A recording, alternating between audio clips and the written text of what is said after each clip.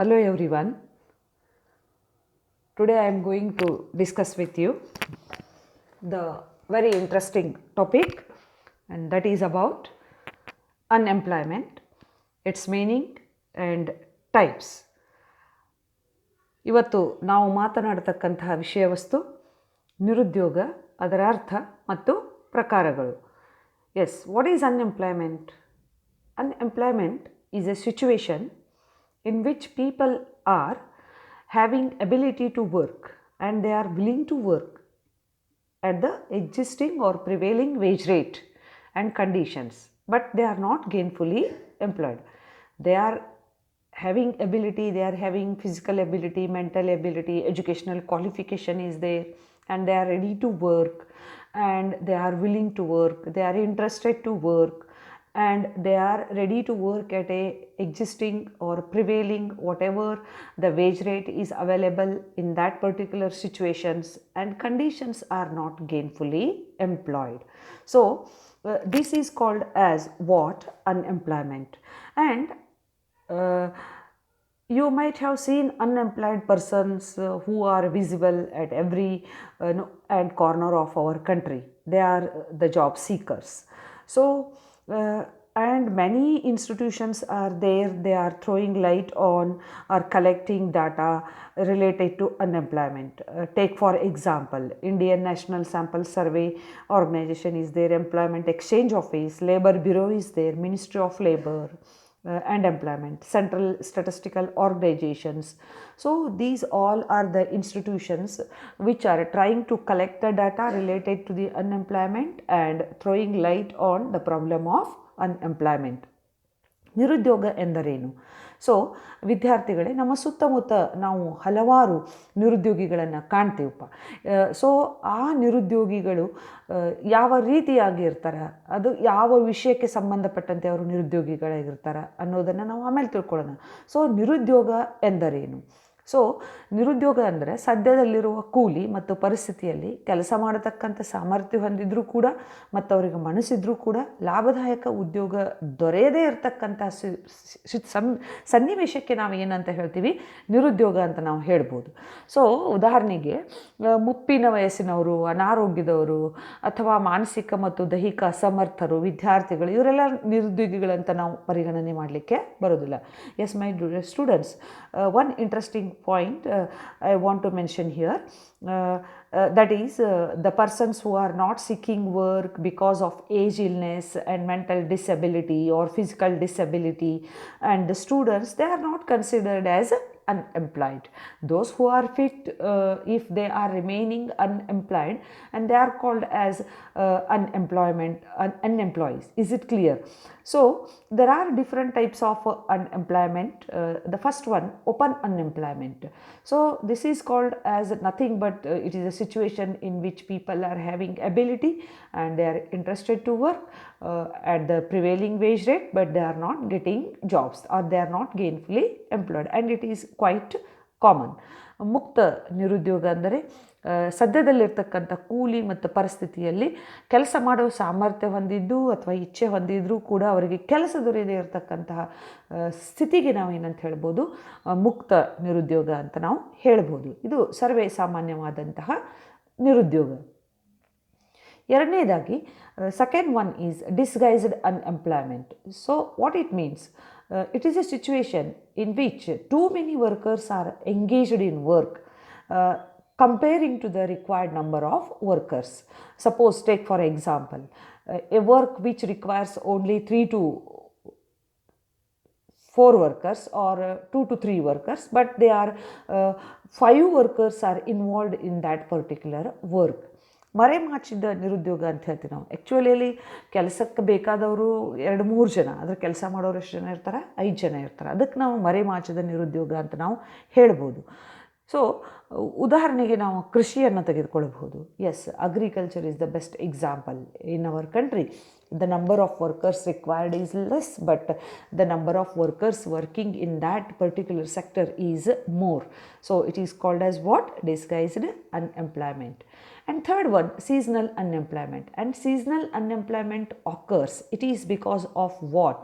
It is because of changes in the season, and particularly it occurs in those manufacturing fields or the industries which depends upon nature. Take for example, agriculture is the best example. In season, more laborers are required, and in slack season, these workers remain unemployed. In rainy season, they are fully employed in agricultural sector, and after rainy season, they remain unemployed or less workers are working. And two more example I want to give here.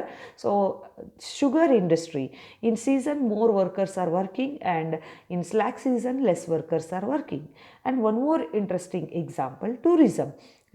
Take for example, when climate is very good, no that is variations are there, smooth climate is there or very good climate is there, at that time tourism is fully working, and in the remaining season they remain workers remain unemployed. ಋತುಮಾನದ ನಿರುದ್ಯೋಗ ಅಂದರೆ ಋತುಮಾನದ ಸ್ವರೂಪವನ್ನು ಅವಲಂಬಿತವಾದಂತಹ ಕೆಲವು ಆರ್ಥಿಕ ಚಟುವಟಿಕೆಗಳಲ್ಲಿ ಈ ನಿರುದ್ಯೋಗವನ್ನು ನಾವು ಕಾಣಬಹುದು. ಉದಾಹರಣೆಗೆ ಕೃಷಿಯನ್ನು ಮತ್ತೊಮ್ಮೆ ತೆಗೆದುಕೊಳ್ಳೋಣ. ಸೊ ಈ ಮುಂಗಾರು ಬರ್ತಕ್ಕಂಥ ಸನ್ನಿವೇಶದಲ್ಲಿ ಸಾಕಷ್ಟು ನಾವು ಕೃಷಿ ಕಾರ್ಮಿಕರನ್ನು ಬಳಸ್ಕೊಳ್ತೀವಿ. ಅದಾದ ನಂತರ ಆ ಉದ್ಯೋಗಿಗಳು ನಿರುದ್ಯೋಗಿಗಳಾಗಿರ್ತಾರೆ ಅಂತ ನಾವು ಹೇಳಬಹುದು.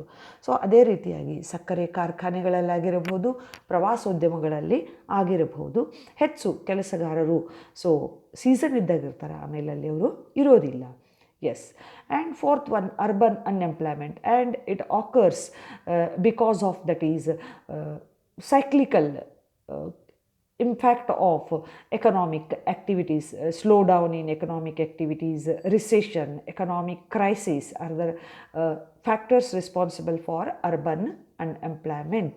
ನಗರ ಪ್ರದೇಶದಲ್ಲಿ ಆಗತಕ್ಕಂತಹ ನಿರುದ್ಯೋಗ ಹೆಚ್ಚಾಗಿ ಆರ್ಥಿಕ ಬಿಕ್ಕಟ್ಟು, ಹಿಂಜರಿತ, ಆರ್ಥಿಕ ಹಿನ್ನಡೆಗಳ ಇರುವುದರಿಂದ ಈ ಉತ್ಪಾದನಾ ಕ್ಷೇತ್ರದಲ್ಲಿ ಉಂಟಾಗತಕ್ಕಂತಹ ಒಂದು ನಿರುದ್ಯೋಗ ಅಂತ ನಾವು ಹೇಳ್ಬೋದು.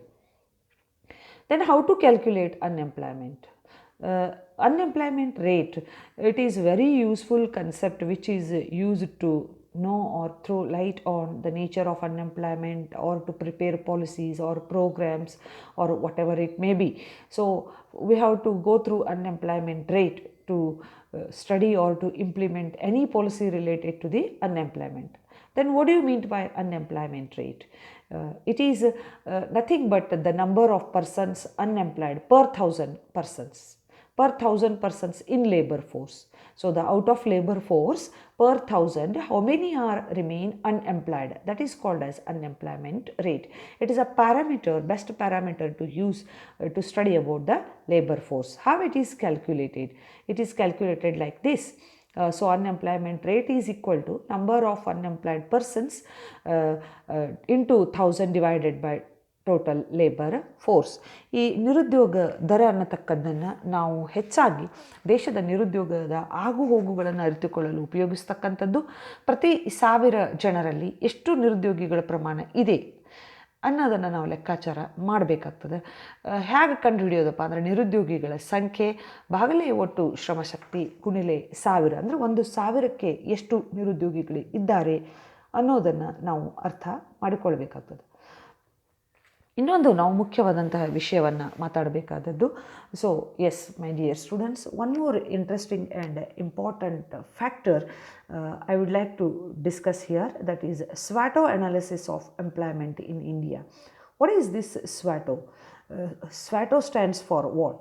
S for strength, W for weaknesses, O for opportunities and T for threats.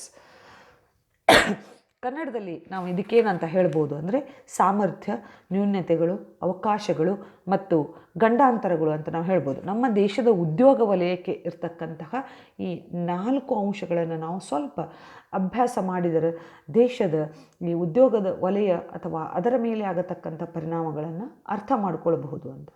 S, if we go through these 4 factors then definitely we can analyze that is employment situation about of India. Yes, first we will go through strengths, very helpful point. Weaknesses means harmful. What are the strengths? The new economic policy of our country. What is that new economic policy? Liberalization, privatization, and globalization. Yes, it generates more and more employment opportunities and creates awareness among the people of the country about a new employment era. Then planned economy. Ours is a planned economy. Everything is planned. So this is also the plus point. And fast growth of domestic product. The product of production of our country, domestic production of our country, day by day that goes on increasing.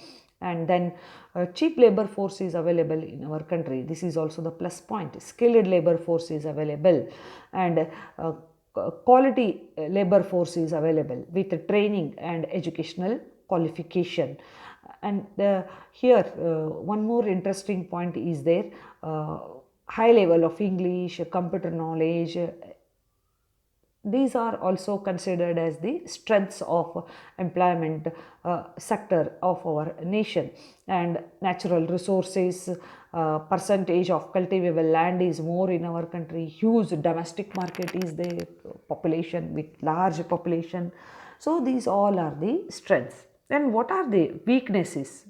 That is, there is no proper management, effective policies are not there, corrupt administration is there, and inefficient administration is there. The productivity of Indian labor is very less comparing to the other countries of the world. In other countries, people are ready to work more than 8 hours, and we Indians are not ready to work that is more than 8 hours. And negligence of merit, no proper importance is given to meritorious youths, and uncertain monsoon rainfall, low quality of research and development. This area is totally affected. What is that? Research and development. And poverty is there, industrial. Many industries are sick in our country, and yet government implementing many policies and programs but fail to come out of this problem, that is industrial sickness. ವಿದ್ಯಾರ್ಥಿಗಳೇ, ಮೊದಲನೆಯದಾಗಿ ನಾವು ನಮ್ಮ ದೇಶದ ಉದ್ಯೋಗ ವಲಯಕ್ಕೆ ಇರತಕ್ಕಂತಹ ಸಾಮರ್ಥ್ಯ ಮತ್ತು ನ್ಯೂನತೆಗಳ ಬಗ್ಗೆ ಮಾತಾಡೋಣ. ಸಾಮರ್ಥ್ಯಗಳು ಅಂದರೆ ನಮ್ಮ ದೇಶದಲ್ಲಿ ಇರತಕ್ಕಂತಹ ಮುಖ್ಯವಾದ ಸಾಮರ್ಥ್ಯಗಳು ನಮ್ಮ ದೇಶದ ಹೊಸ ಆರ್ಥಿಕ ನೀತಿ, ಉದಾರೀಕರಣ, ಖಾಸಗೀಕರಣ ಅಂತ ನಾವು ಹೇಳ್ಬೋದು. ಆರ್ಥಿಕ ಯೋಜನೆಗಳು, ನಮ್ಮ ದೇಶದಲ್ಲಿ ಕಡಿಮೆ ಕೂಲಿಗೆ ಕೆಲಸ ಮಾಡತಕ್ಕಂಥ ಕಾರ್ಮಿಕರ ಲಭ್ಯತೆ ಇದೆ, ನೈಪುಣ್ಯ ಕಾರ್ಮಿಕರ ಲಭ್ಯತೆ ಇದೆ, ಉತ್ತಮ ಶಿಕ್ಷಣ, ತರಬೇತಿ ಪಡೆದಂತಹ ಯುವ ಪಡೆ ನಮ್ಮ ದೇಶದಲ್ಲಿ ಇದೆ, ಸಮೃದ್ಧವಾದ ನೈಸರ್ಗಿಕ ಸಂಪನ್ಮೂಲಗಳಿದಾವೆ, ಆಮೇಲೆ ಸಾಕಷ್ಟು ಕೃಷಿ ಭೂಮಿ ಇದೆ, ಬೃಹತ್ ದೇಶೀಯ ಮಾರುಕಟ್ಟೆ ಇದೆ. ಇವೆಲ್ಲ ಏನಂತ ಹೇಳ್ಬೋದು ರೀ, ಸಾಮರ್ಥ್ಯಗಳು.